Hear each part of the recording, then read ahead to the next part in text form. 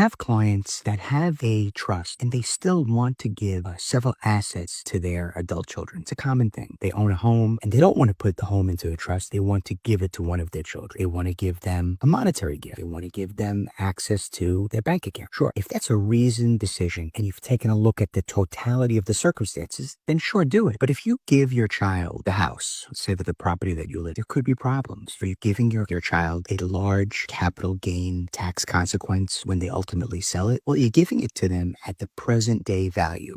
You give it to them at the basis, right? So if the house is $1 million present day, but you bought the house for $250,000, well, you're giving that to them now. And are you giving it to them at $250,000? Are you giving them that asset at zero because it's a no consideration transfer? And when they sell, will there be capital gains from the beginning amount all the way to the then sale date, given that asset to them inside of a trust? The mechanics of a trust are that it preserves the stepped up basis. So that might be really what about a different consideration? You give it to a child now and that child gets divorced. Is that now part of their marital estate? Has it been somehow commingled or transmuted? And did it go from a separate property? Inheritance is separate property unless you take some affirmative action to commingle it. Well, if your child has it during their marriage and they get divorced, were they unintentionally commingled that asset? Whereas if you transferred it into a trust and held it in trust for your child, it would protect them in these two instances that I mentioned. It gives them the stepped up basis at some future point in time upon your passing, and it protects them from potential, inevitable, but a potential divorce. Think about how you give an asset to your children. Think about it. It should be part of your estate plan.